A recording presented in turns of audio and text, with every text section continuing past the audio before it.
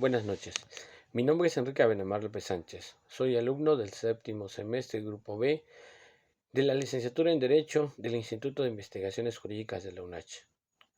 La materia, el derecho de los pueblos indígenas. Subcompetencia 3, actividad integradora.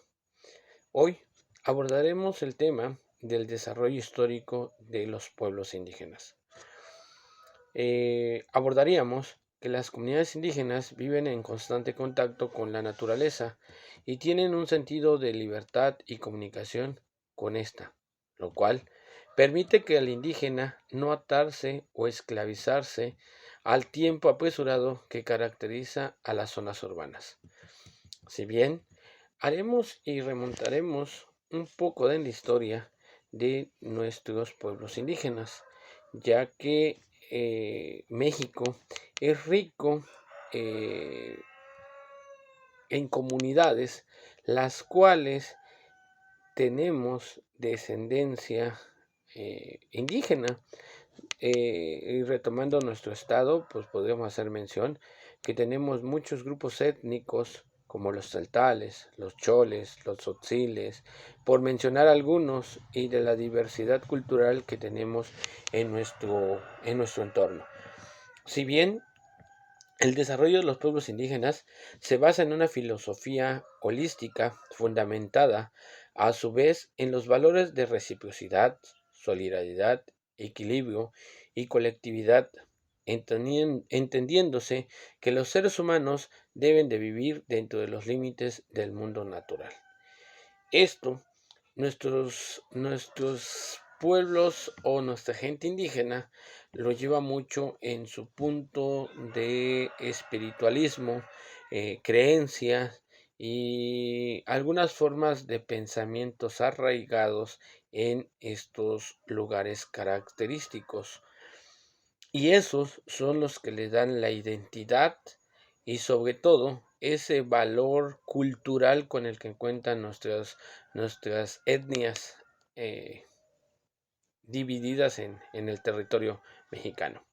Si bien los pueblos y las personas indígenas constituyen uno de los sectores de la sociedad mexicana que requiere mayor atención para su desarrollo económico, político, social y cultural, así como para recibir un trato digno, eliminando la discriminación a la que permanentemente se enfrentan, y es por ello necesario construir en el país una cultura de respeto, tanto desde sus derechos individuales como a los que adquieren como miembros de una comunidad, y de esta manera logren el disfrute pleno de sus derechos como lo queremos que lo realicen todos los mexicanos.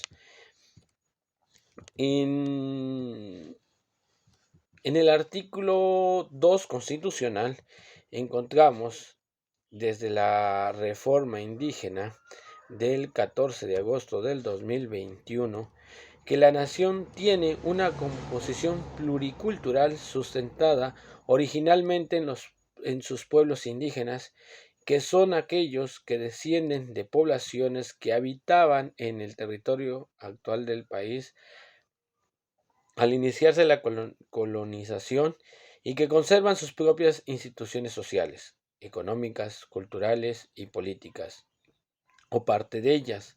También dice que el criterio fundamental para determinar a quienes se aplican estas disposiciones sobre pueblos indígenas será la conciencia de su identidad indígena.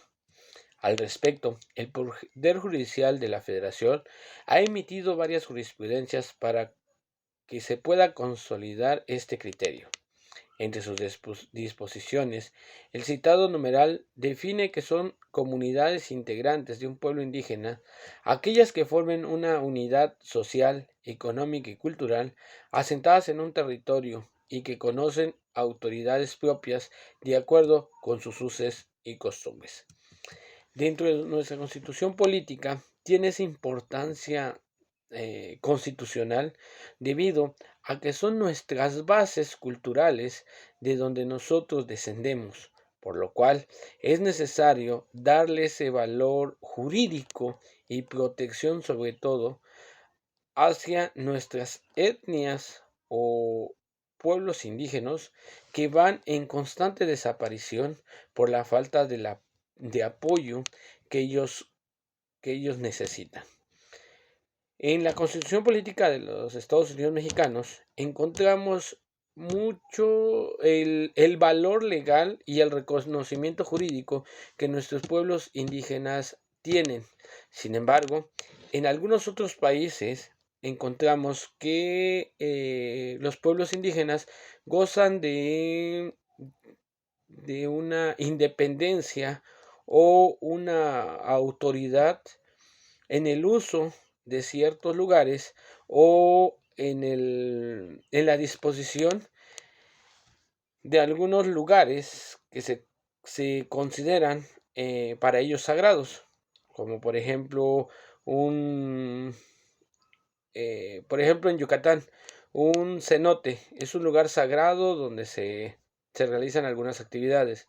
Sin embargo, si la población indígena de ese lugar considerara un detonante económico para potencializar un área turística, el grupo indígena pudiera tomar la decisión de realizarlo. Sin embargo, si hubiese algún yacimiento o algún mineral precioso que la nación considerada que es de mayor peso económico hacia nuestro país, ingreso económico hacia nuestro país, la nación autorizaría el ingreso de alguna empresa para que lo puedan explotar. O sea, no tienen esa autoridad propia o poder realizar el,